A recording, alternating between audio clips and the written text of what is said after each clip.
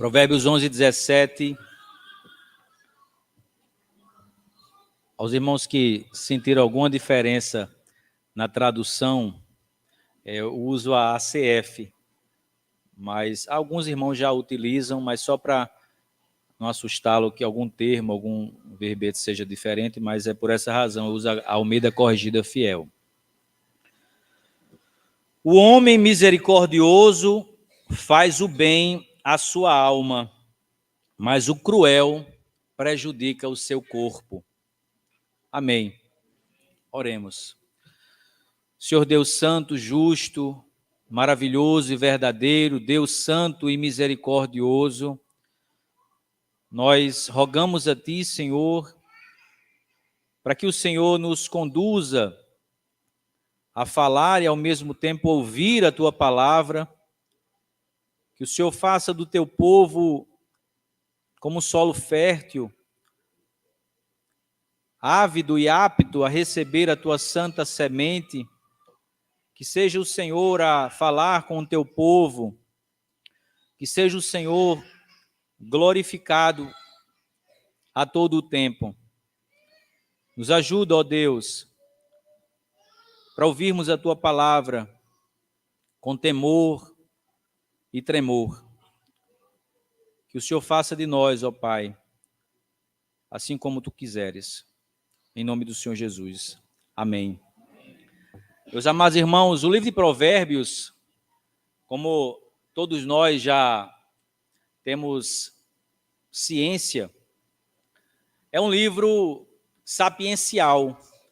É um livro que se difere da maioria dos demais, porque ele condensa uma série de orientações, de diretrizes, com um volume de densidade muito grande, tal como os pais fazem com seus filhos, em que muitas vezes aplicam uma instrução objetiva, ao mesmo tempo clara, mas que a sabedoria, a profundidade, a maturidade é muito maior do que aquela pequena sentença agudamente aplicada. A diferença é que aqui é a orientação dada pelo próprio Deus, como Pai perfeito que é, na sua agudez, objetividade e ao mesmo tempo clareza, fala conosco, seus filhos, dessa maneira. Mas, assim como toda a Escritura é inspirada por Deus e é útil para nos transformar integralmente à semelhança do Senhor Jesus Cristo, Deus o faz aqui, nesse texto de Provérbios 11, 17. Veja, esse texto, ele é bem característico do livro de Provérbios quando ele traz figuras, traz comparações em que de um lado estará aquele que é aprovado por Deus e do outro lado seu antagonista, que é o reprovado. E aqui ele traz um aspecto fundamental para todos nós. Ele fala do misericordioso. Ele fala da misericórdia. E que essa misericórdia compreendida se desdobra em muitos aspectos, em muitas implicações no nosso viver. A primeira coisa que ele diz é: o homem misericordioso faz bem à sua alma. Mas o que seria misericordioso? Seria simplesmente aquele homem piedoso, bondoso, aquele homem justo, aquele homem gentil? Não é um termo tão superficial, tão vago, tão simples assim. Esse termo misericordioso nos remete, faz um paralelo ao que nós encontramos, e eu peço que os irmãos abram junto comigo, no Sermão da Montanha, em Mateus capítulo 5, e verso 7, quando o Senhor Jesus Cristo fala das bem-aventuranças. E nos diz assim no verso 7, bem-aventurados os misericordiosos, porque eles alcançarão misericórdia. E aí nos cabe retomar, revisar O que significa essa bem-aventurança, a fim de entendermos claramente o texto de Provérbios? Nós sabemos que as bem-aventuranças, esse trecho tão conhecido do Sermão da Montanha, não é simplesmente um rol de aspectos que nós devemos buscar carnalmente, materialmente, tal qual um checklist. Mas são características que se apresentam naqueles que são verdadeiramente servos de Deus. Tal como Martin Lloyd Jones dizia com muita clareza, o povo de Deus, ele é muito mais conhecido pelo que eles são e não pelo que eles fazem. Nós buscamos aqui, identificando no Sermão da Montanha, características que são inerentes àqueles que são servos de Deus, aqueles que são identificados como povo de Deus, e aqui buscamos em Deus a fonte de cada um desses aspectos. Um outro ponto importante aqui sobre as bem-aventuranças é que elas foram colocadas de uma forma organizada, de uma forma estruturada, de uma forma lógica. Não foi aleatória. À medida que caminhamos uma após a outra, nós vamos percebendo um grau de amadurecimento nas características apresentadas pelo povo de Deus, a ponto de chegarmos no verso 7 com sentido e significado bastante robusto. Veja, quando no verso 3 o Senhor nos diz: bem-aventurados os pobres em espírito, porque deles é o reino dos céus, ele nos remete à humildade, ao reconhecimento de que sem Deus, o povo dele não é nada. O verso 3, a primeira bem-aventurança da pobreza de espírito, traz uma característica do povo de Deus de esvaziamento da justiça própria e depósito integral na confiança da justiça de Cristo. Humildade. No verso 4, bem-aventurados que choram, porque eles serão consolados. Essa humildade, ela se reverbera quando reconhecemos o próprio estado de pecado e de miséria em que nos encontramos caídos em Adão. E aí nós choramos pelos nossos próprios pecados. Somos humildes, reconhecemos em Deus a única e exclusiva fonte de justiça. Nós reconhecemos a nossa pecaminosidade e por isso choramos, não por uma tristeza carnal, uma tristeza passageira, um arrependimento frívolo pelas consequências do pecado, não, nós reconhecemos que pecamos, violamos e quebramos a lei de Deus, o afrontamos e por isso choramos. O 5, terceira bem-aventurança, diz: bem-aventurados os mansos, porque eles herdarão a terra, a mansidão, o estado de pastoreabilidade, o estado de submissão a Deus. Somos humildes, nos esvaziamos, olhamos para Cristo, a perfeição, o cumprimento integral, completo da lei de Deus, e nos vemos pecadores, sujos e vis, e choramos, e aqui nós nos debruçamos, nós nos entregamos, nós nos humilhamos diante da grandiosidade do nosso Deus e declaramos que Ele é o nosso pastor e nos submetemos ao seu pastoreio. No verso 6, bem-aventurados os que têm fome e sede de justiça, porque serão fartos. Aqui há o completo reconhecimento de que neles mesmos não há satisfação de justiça, não há mérito, não há glória, não há argumentos a serem apresentados por eles, mas eles almejam, eles buscam a justiça de outrem. Quem mais? Do Senhor Jesus Cristo, de Deus, que providencia nele mesmo e através dele a justiça satisfativa da sua vontade. Essa caminhada, esses degraus, esse passo a passo, é o que vai culminar no verso 7, quando diz: bem-aventurados os misericordiosos, porque eles alcançarão misericórdia. Misericordiosos, meus irmãos, e aqui Lembremos que estamos tratando de Provérbios, capítulo 11, verso 17. São aqueles, e exclusivamente aqueles, que se veem esvaziados de justiça própria, desesperados em si mesmos, mas ao mesmo tempo satisfeitos na justiça que o Senhor Jesus Cristo conquistou. São aqueles que se submetem ao pastoreio do seu Senhor.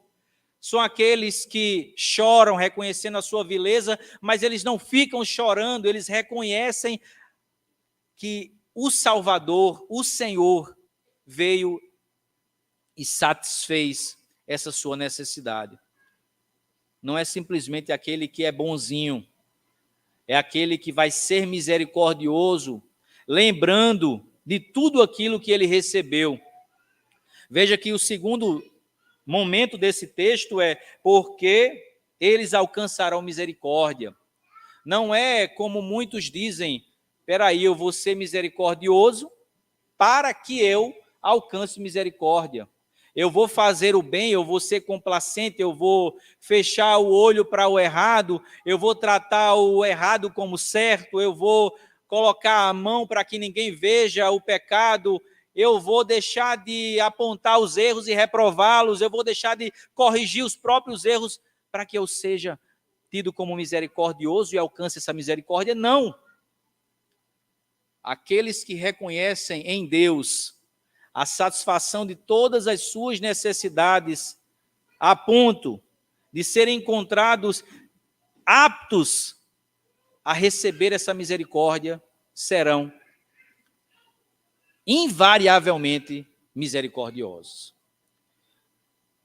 Nós somos misericordiosos apenas quando reconhecemos a obra integralmente feita pelo nosso Deus em Cristo Jesus.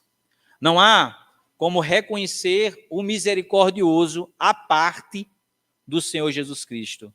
Não há como reconhecer o misericordioso bíblico à parte da humildade, à parte da mansidão, à parte do reconhecimento de pecado, à parte do estado de pastoreabilidade, de submissão a Deus.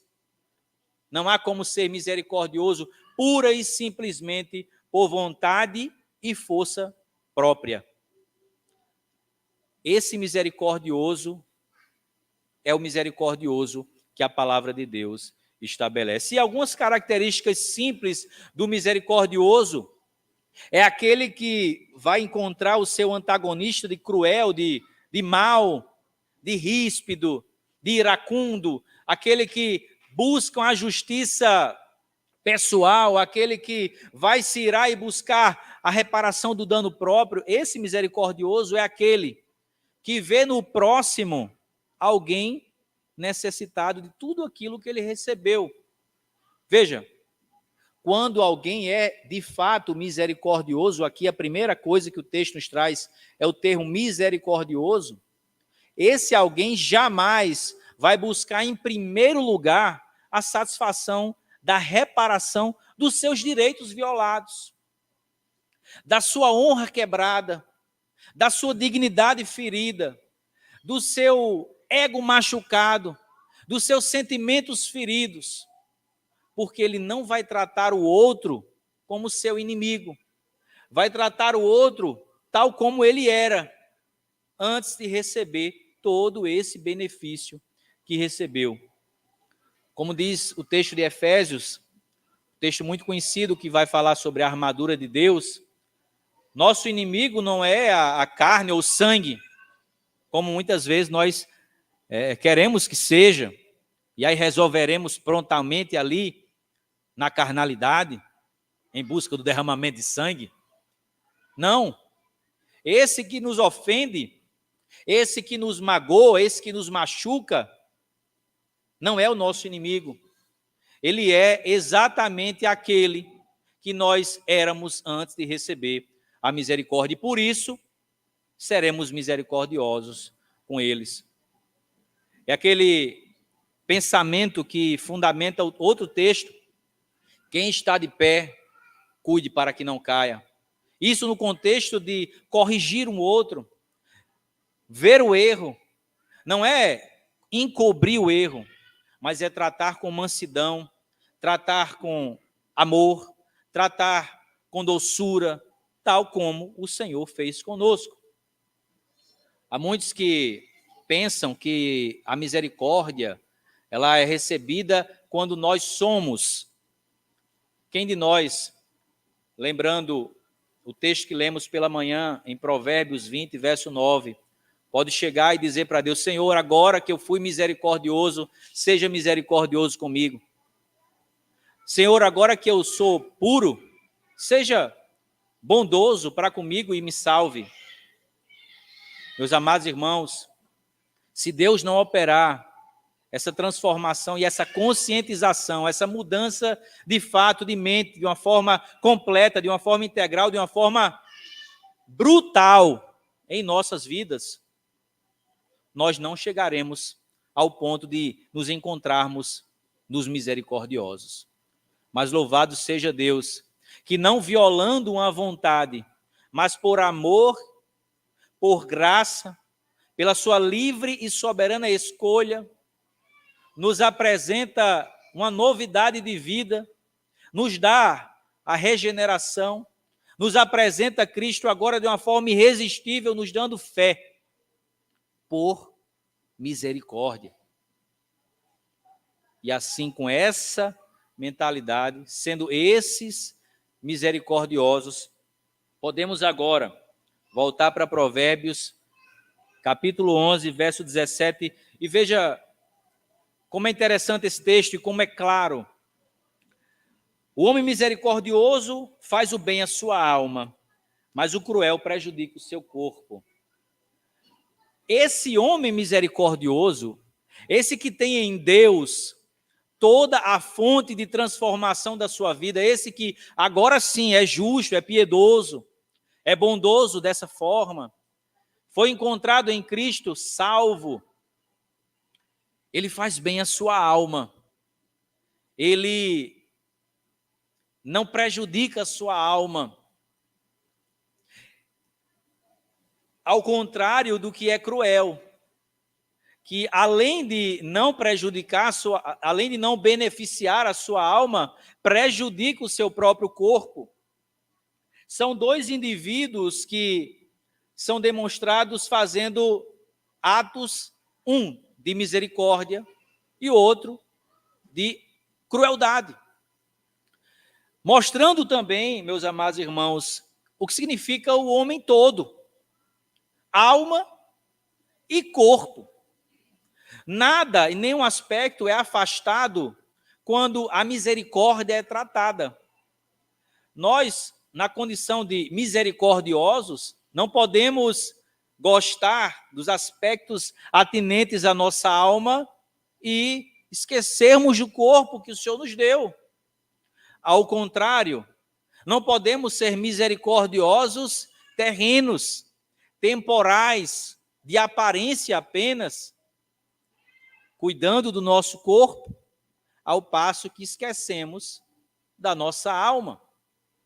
Alma e corpo, ambos considerados por Deus nesse texto. E aqui há uma ordem de importância.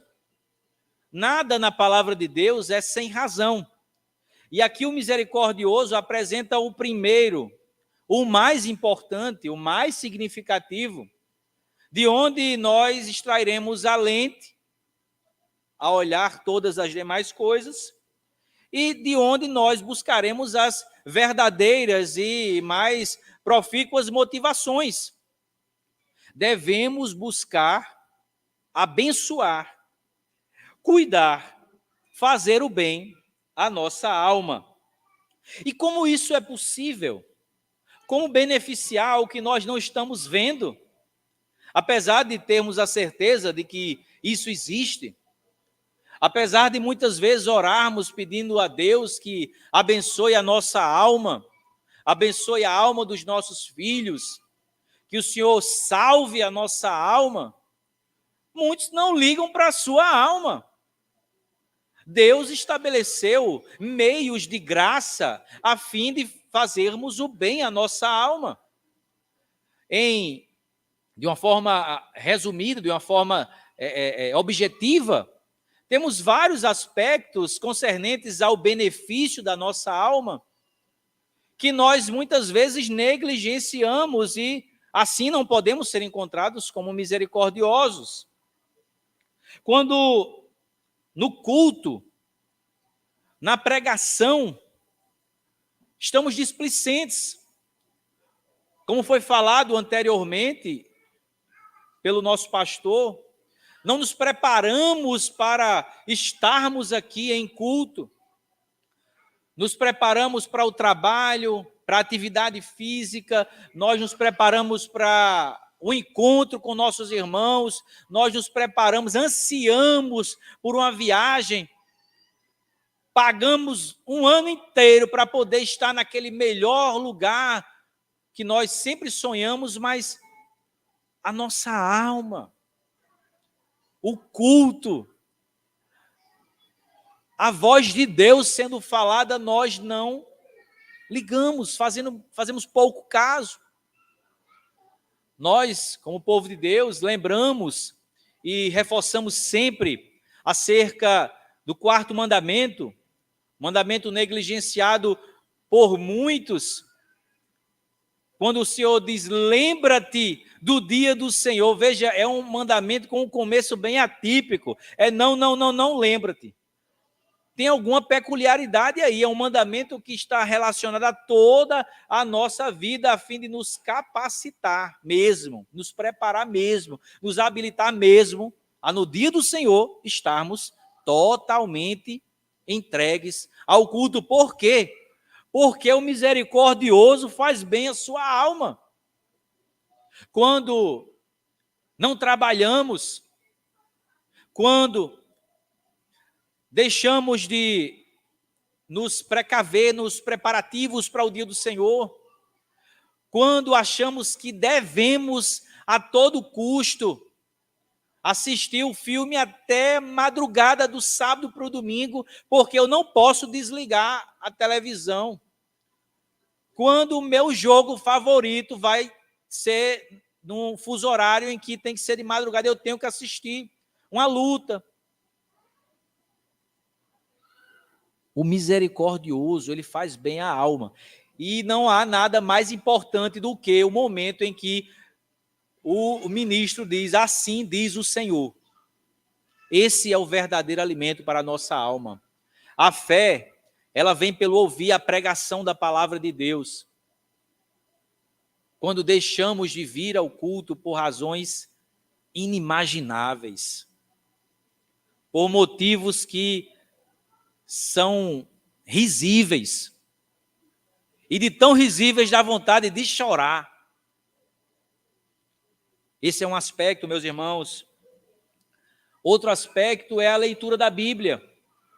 Quantos de nós passa a semana inteira com a Bíblia fechada? Há pouco tempo, os cristãos eram conhecidos como Bíblias. Eram aqueles seres em que portavam em suas mentes apenas a linguagem bíblica, seus exemplos eram bíblicos, suas opiniões eram bíblicas, suas reflexões eram bíblicas. Estava tudo lá, capítulo e versículo, na ponta da língua. Hoje temos tudo, menos isso. Nós procuramos fontes impressionantes de conhecimento. Pessoas que dão chave para tudo que é lado, código que são coisa impressionante. Desbloqueios assim, coaches e etc, gurus. Meus irmãos, nós temos que ler a Bíblia. Quantos de nós passam horas maratonando uma série, mas não suporta maratonar um capítulo da Bíblia? Chega ao ponto, vejam, pode acreditar que isso acontece. O plano de leitura anual da Bíblia não é mais plano de leitura anual da Bíblia. Agora é bianual da Bíblia. O plano anual Não existe mais. Agora as pessoas têm que passar 2, 3, 4, 5, 10 anos para um dia ler a Bíblia. Nós precisamos voltar a ler a Bíblia. Por quê? O misericordioso, ele faz bem à sua alma. E a parte da palavra de Deus, meus irmãos, nós estamos completamente perdidos. Que Deus nos abençoe quando o irmão olhar para outro irmão, a fim de um conselho, a fim de um consolo, a fim de um conforto, e o outro prontamente lembrar, meu irmão, está lá. Aonde? Está lá, em Provérbios, está lá, em Mateus, está lá, em Gênesis, está lá, em Êxodo. Nós precisamos voltar às Escrituras. Temos instrumentos e ferramentas maravilhosas. Temos padrões que subscrevemos, inclusive, pela fidelidade às Sagradas Escrituras. Veja, nós precisamos voltar à leitura das Escrituras. E não é apenas uma leitura de hobby, uma leitura despretensiosa. É a leitura que a gente tem certeza que Deus está falando com a gente. Aquela leitura que você está lendo e você percebe, espera aí, isso aqui está mudando a minha vida agora. Eu cria assim, eu fazia assim, agora eu faço daquela outra forma, eu creio daquela outra forma. Por quê? Porque Deus falou comigo. Como? Lendo a Bíblia, estudando a Bíblia, examinando as Escrituras, buscando nos homens de Deus, levantados por Deus, para nos conduzir dessa forma, buscando os oficiais da igreja, a fim de nos conduzir nas Sagradas Escrituras. Leiamos a palavra de Deus. Um outro aspecto importantíssimo, oração. O misericordioso, aquele que é humilde porque reconhece a sua pobreza espiritual, a sua fraqueza, a sua necessidade completa de Deus, aquele que é manso, aquele que chora pelos seus pecados, é aquele que vai se lançar nos pés do seu Senhor, falar com Ele, orar, buscar a Deus, não para que Deus lhe dê, mas para que Ele lhe transforme à semelhança do que Ele é, a semelhança do que Ele ensina.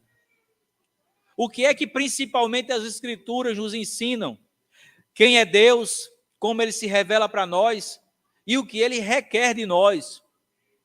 Oremos para conhecer quem é Deus, buscar o Senhor revelado nas Escrituras em oração e buscar pedir a Deus que nos conforme a essa revelação.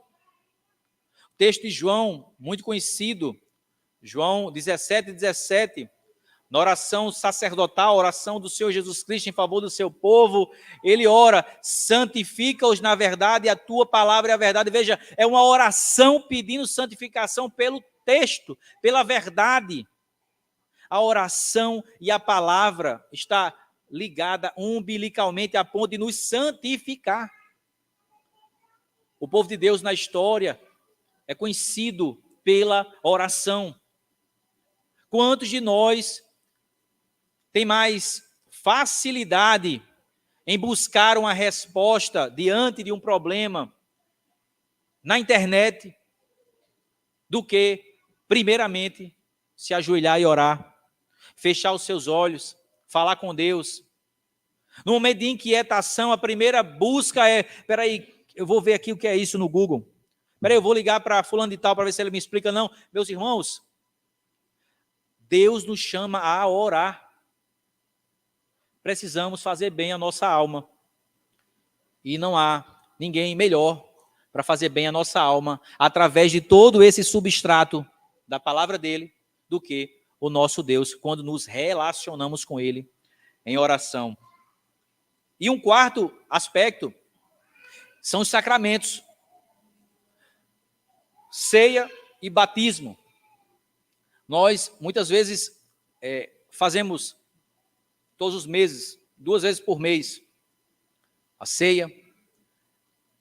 Graças a Deus, muitos batismos na igreja, muitas crianças nascendo. Mas isso não é uma questão apenas ritualística, não é apenas formal, mas é um aspecto inerente ao povo de Deus, que nos distingue dos demais e que comunica a nós benefícios espirituais. A exemplo do batismo, quando os pais prestam um compromisso pactual de educar seus filhos, ensiná-los a palavra de Deus, ensiná-los a ler a palavra de Deus, ler com eles, orar com eles e por eles. Há diversos benefícios espirituais atrelados ao sacramento do batismo. A ceia do Senhor, em que real e verdadeiramente, espiritualmente, o Senhor se comunica conosco, nós nos alimentamos dele. Não como os romanos, não como os luteranos, mas biblicamente o Senhor se comunica conosco através da ceia. O Senhor nos abençoa através dos sacramentos que ele estabeleceu. Mas quantas vezes nós tratamos isso sem a menor importância? Não discernimos o corpo e o sangue do Senhor, fazemos isso sem o devido apreço. Meus amados, precisamos fazer o bem à nossa alma. E aí o texto de Provérbios 11, 17, traz o outro lado da moeda, traz o outro viés. Se eu não sou misericordioso, eu também tenho que ser alguma coisa. Eu sou cruel.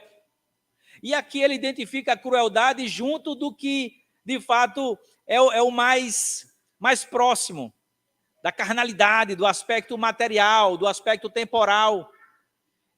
E ainda assim, mostra que o cruel, ele prejudica o seu corpo, outro aspecto do nosso viver. E isso é muito significativo, meus irmãos. Não só precisamos beneficiar, fazer o bem à nossa alma, mas também não podemos ser cruéis a ponto de prejudicarmos o nosso corpo. Ah, meu irmão, mas o senhor está falando aí, aparentemente o senhor está um pouco acima do peso. Meus irmãos, por incrível que possa parecer, a palavra de Deus, ela tem também um endereço certo por aqui. E eu não posso negociar e dizer, esse texto eu acho que não fala sobre isso, eu acho que, na verdade, o original fala de outra coisa, né? Existe uma... Não, meus irmãos. O texto fala sobre isso. O cruel prejudica o seu corpo. Ah, mas existem homens e mulheres de Deus que são gigantescos assim. Eu conheço vários deles e delas. Mas conheço também que eram assim e não estão mais, porque entenderam pela palavra de Deus. Quando? No momento em que Deus apresentou isso para eles. E não são mais assim. Se arrependeram do seu pecado, entenderam que não podiam andar dessa maneira e andaram em conformidade com a palavra do Senhor. Alma e corpo. E aí não é uma questão tão aberta assim. Meus irmãos, nós precisamos buscar a saúde física e mental. Não há essa possibilidade de estarmos totalmente alinhados com a verdade de Deus acerca da nossa alma e estarmos em paz quando o nosso corpo está em frangalhos. Está mostrando um exterior que, na verdade, maqueia. Maqueia não. Expressa que o nosso interior também não está bem. Nós precisamos, meus irmãos, cuidar da nossa saúde. Veja, nossos símbolos de fé, Catecismo Maior de Westminster, a exemplo, a partir da pergunta 134, vai trazer as explicações relacionadas ao sexto mandamento. Todos estudamos o sexto mandamento. Qual é o sexto mandamento? Não matarás. não matarás. E todos estamos aptos aqui a dizer, todas as vezes que falamos não matarás, aí alguém vai dizer, não, mas tantas vezes Deus mandou matar. Enfim, o texto significa não assassinarás, não provocarás uma morte injusta. Mas o sentido desse texto, desse mandamento, não é simplesmente relacionado ao assassinato diretamente, mas é relacionado a tudo aquilo concernente à preservação da vida. Então, se nós negligenciamos a nossa saúde, nós estamos quebrando o sexto mandamento. E é muito sábio o entendimento esposado no Catecismo Maior, e também os comentaristas, a exemplo do nosso irmão Gerhardus Vuis, quando ele trata de que esse mandamento, ele começa pelo pensamento acerca dele, quando nós buscamos alimentar a nossa mente com subsídios, veja, com fundamentos de como vamos preservar a vida. Como assim? Se existe um nutricionista com elementos científicos aptos a me fortalecer na compreensão de como buscar uma saúde melhor, é aí que eu tenho que procurar. Se existe um educador físico que vai me ajudar a cuidar do meu corpo, eu tenho que procurar isso. Se existe um médico que não trata apenas doenças, que a medicina de hoje é essa, né? Vamos tratar doenças e dar remédios. Mas existem alguns médicos que trabalham para promover a saúde. Eu tenho que procurar isso. Eu tenho que aprender. E eu não posso negociar. Se chega a doutora e diz, meu irmão, o senhor está todo errado aí. Como é que você diz que não pode matar e está se matando? Como? Está tomando todo dia 1 litro de refrigerante e achando engraçado. Você vai, encosta numa mesa, você é o primeiro a chegar, e se alguém chegar, porque você talvez não deixe, você vai ser o último a sair. Não é engraçado, meus irmãos. É triste. Muitos fizemos dessa forma. Mas Deus nos chama, cuidem do seu corpo. Porque se você busca voluntariamente prejudicar o seu corpo, você é tido por cruel.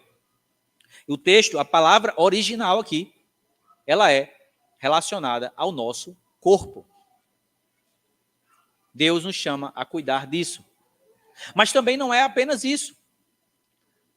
A nossa mente, os nossos pensamentos, aquilo que alimenta a nossa cabeça, está ligada diretamente ao que o nosso corpo sente, ao que o nosso corpo demonstra.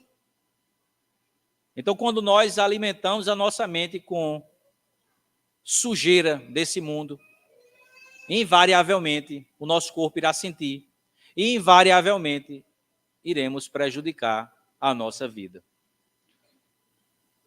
Deus nos chama, meus irmãos, a uma responsabilidade diante do que Ele nos deu. Isso é conhecido como mordomia cristã, aplicada ao corpo. Muitos falaram sobre isso no passado, reformadores falaram sobre isso, puritanos falaram sobre isso, teólogos falaram sobre isso, mas é o tipo do tema que não vende. Por isso nós, muitas vezes, não ouvimos. Precisamos cuidar da nossa saúde. Ah, meu irmão, mas por mais força que eu faça, eu não posso aumentar 1 côvado o tamanho da minha vida. Por mais diligente que eu seja, mais bombado que eu fique, na hora que Deus quiser eu vou morrer. Muito bem. Aí você está dizendo qual é a motivação que lhe leva a fazer algo. Nós não fazemos tal e qual coisa pensando nos benefícios, pensando em que Deus vai nos abençoar mais, ou que Deus vai nos amar mais. Não. Por que nós agimos de tal e qual forma? Porque Ele mandou.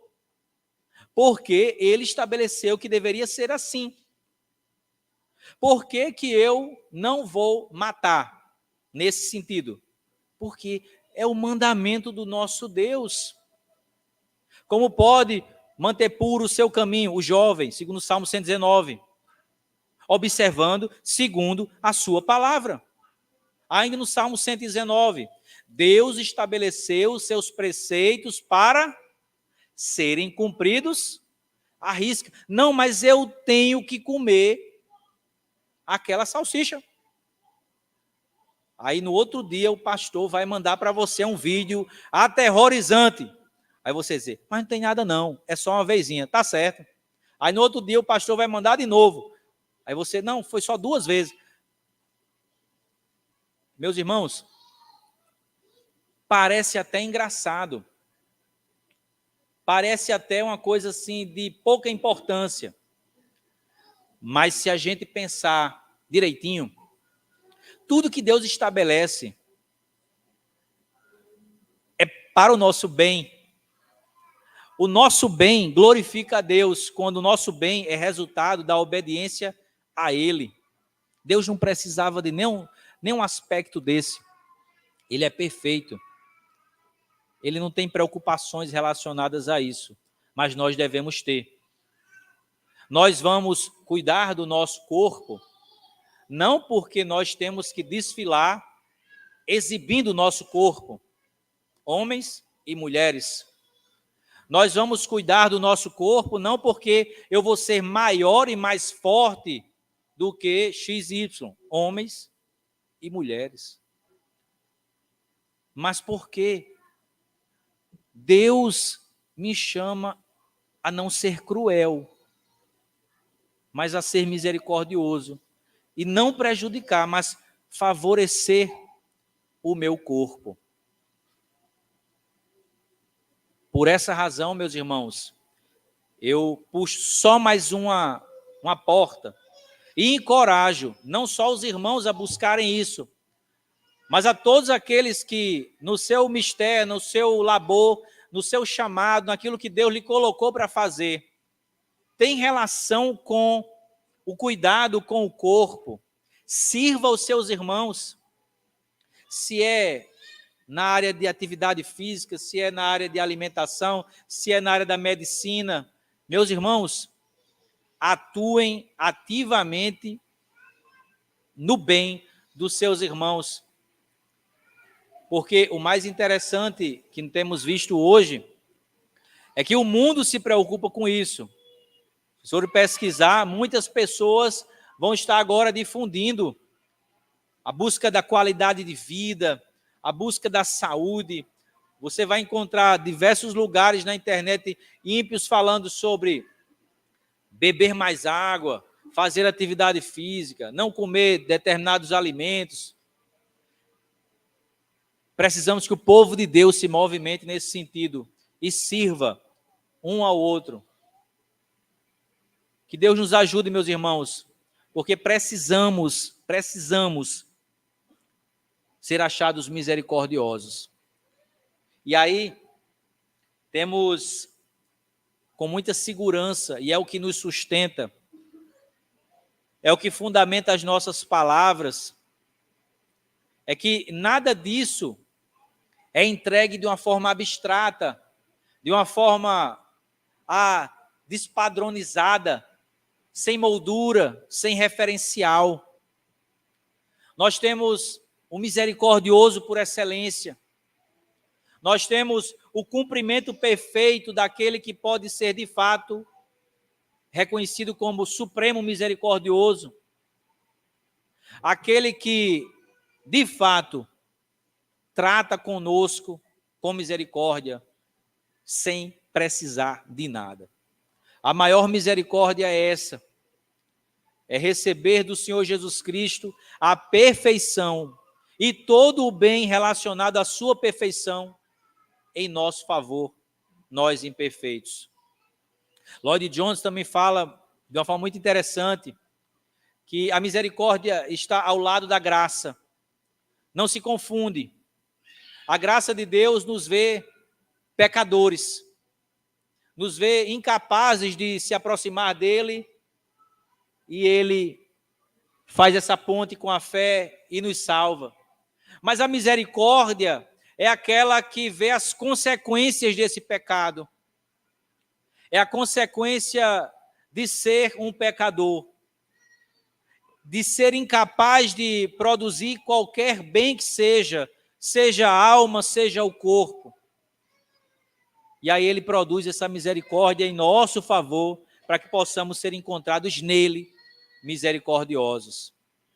Que olhemos, meus irmãos, para o nosso Senhor Jesus Cristo, como supremo misericordioso, como padrão, como moldura, como referencial de perfeição plena, e recebamos dele mesmo, por sua operação em nós, esse desfrute na alma e no corpo.